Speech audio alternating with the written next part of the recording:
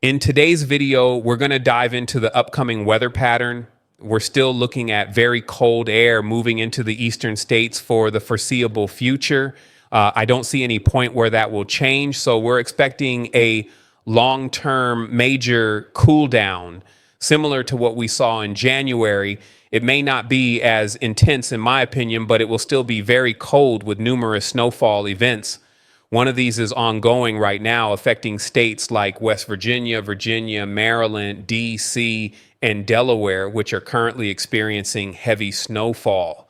More snow is expected for the Northeast, Mid-Atlantic, and even the Southeast as the models are starting to pick up on these developments. So pretty much everyone will see chances for snowfall soon, including the Midwest and Great Lakes, with some major systems in the forecast. This is the 6 to 10 day outlook as of today, February 11th. This covers the period from the 17th to the 21st, and we can see some warmer air building over the west. This is what we call a positive PNA, Pacific North American pattern, which forces cold air into the central and eastern states. This could lead to intense cold for many of these areas during that 17th to 21st time frame. Looking at precipitation, the southeast, mid-Atlantic, and parts of the northeast are expected to see above average precipitation, which will bring numerous storm systems through. These areas are in the crosshairs for potential snowfall. Even areas that are expected to see below average precipitation will still have snow chances, despite the drier conditions. The Southwest will likely remain drier as well, which is typical during positive PNA events. The 8 to 14 day outlook doesn't show much change and covers the period from February 19th to the 25th. We see more warmth building along the West Coast, which will push the cold air even further south during this time frame. The National Weather Service expects below average temperatures all the way down to the Gulf Coast, indicating even deeper cold air. Precipitation during this time will likely favor coastal systems with potential rain and thunderstorms in the deep south. However, areas further north will need to watch for possible snowfall. Looking at the 3 to 4 week temperature outlook for February 22nd to March 7th, there isn't much change. Another update will come in about 3 days, but colder temperatures are expected to continue across the upper Midwest, Northern Plains, Great Lakes, Ohio Valley, and Northeast. I suspect that in the next update, we will see the cold even further south in the east, likely once the update is released on Friday. These come out every Friday, so we'll know more soon. Now, let's take a look at the past 10 days of temperatures. As you can see, cooler anomalies are building in areas like the upper Midwest, Great Lakes, and Northeast, which have been colder for a while now. While February started out warmer, these areas are cooling down, and over the next couple of weeks, we can expect this trend to continue. The main areas that will likely stay warm are in the west, although some pockets may warm up as well due to the positive PNA building. In terms of how this pattern will evolve over the coming weeks, the European model does show some deeper cold in the south, though not too far south, affecting northern southeast areas like Kentucky and Tennessee. In contrast, the GFS model shows a more significant snowstorm for the northeast and mid-Atlantic. Between the two models, the GFS looks better for those regions, especially in terms of snowfall. Looking ahead to this evening, heavy snowfall is expected for areas like Kentucky, southern Ohio, West Virginia, Virginia, D.C., Maryland, and Delaware. The snow will continue through about 7 p.m. Areas further south saw snow earlier this morning, but the rain-snow line has been shifting north. Thunderstorms are present in the deep south, and we'll be checking the Storm Prediction Center outlooks in today's video covering the coming 3 days and beyond. By Wednesday afternoon, February 12th, snowfall will begin to taper off and will warm up a bit. A low pressure system developing to the west will push a warm front eastward, causing temperatures to rise. However, to the northwest of this low, significant snowfall will occur throughout the plains, Midwest, and Great Lakes, with a major snowstorm expected as soon as tomorrow, Wednesday afternoon. By the evening, this system will quickly move towards the New York and Pennsylvania areas. Snowfall for the Midwest and Great Lakes is winding down, but it's coming to an end pretty quickly. We do see mixed precipitation in the Northeast with some ice in portions of the Mid-Atlantic, though it's not the most widespread. Most areas are seeing rainfall, and there's also some significant severe weather in the Deep South tomorrow. I think there's a slight risk right now, but we'll look at that in more detail later. By Thursday, the Southeast will only have a general thunderstorm risk, but I think this will stretch up along the cold front. We have something called CAPE, Convective Available Potential Energy, that we'll discuss more over the coming months. It's a measure of thunderstorm fuel calculated from the temperature and humidity, and there's a lot of it available in these areas for this time of year, so thunderstorms will be possible. There's a significant storm system moving into the Southwest and the West Coast by Thursday afternoon. Snowfall is expected throughout Nevada, portions of the Cascades in Oregon, and even parts of the very western Rockies in Nevada and close to Utah.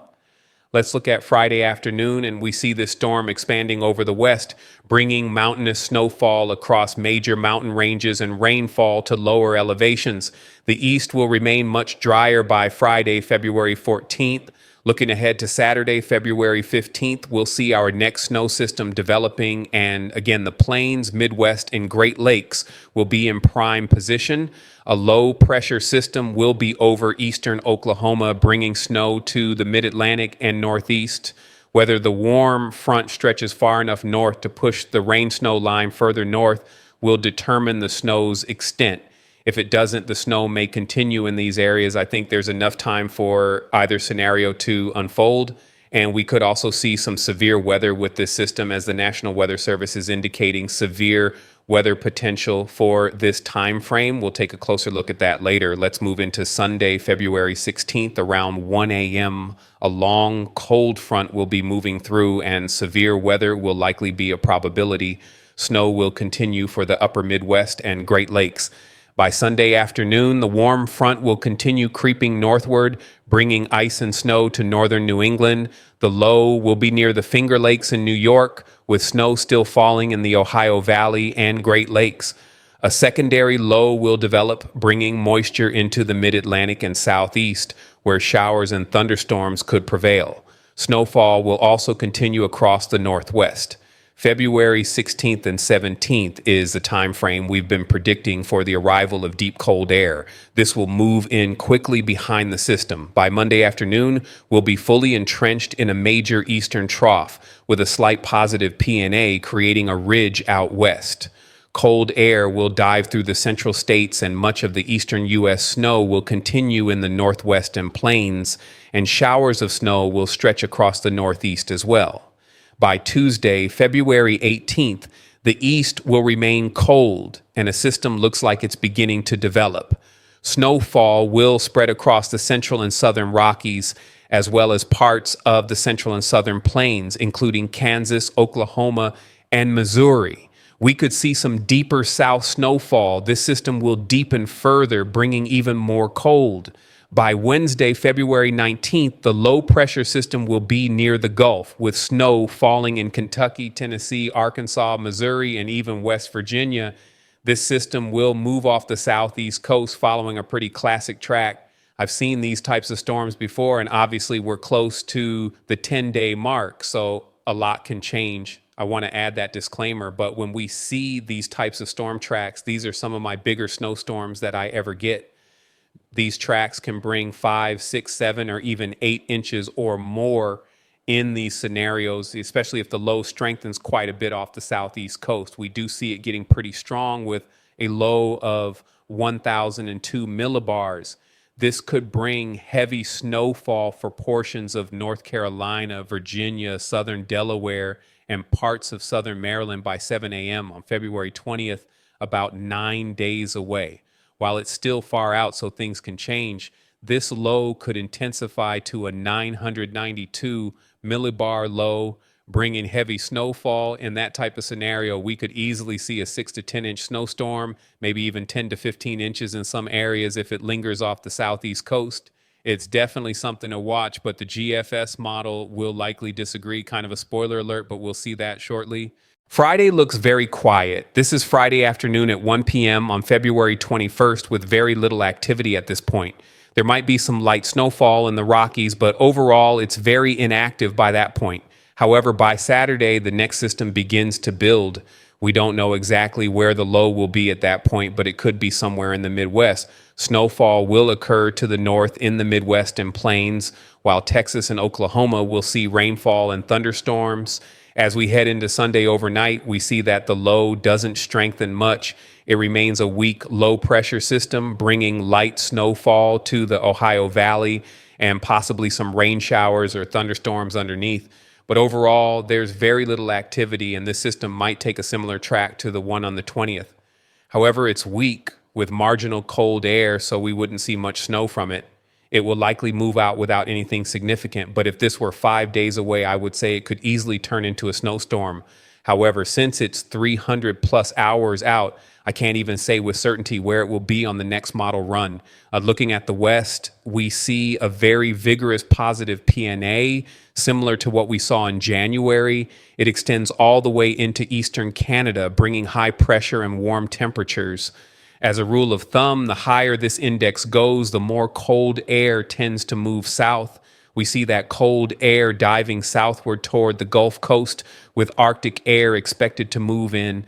By the night of Monday, February 24th into the 25th, we could see very cold conditions with this trend potentially continuing. By Tuesday, February 25th, this deep Arctic air may reach the Florida Panhandle and the Gulf Coast. It could last through the 25th and 26th, bringing even deeper cold in the long range. Let's check out the GFS model again. For the current snow system, we won't see too many differences as we're getting close to it.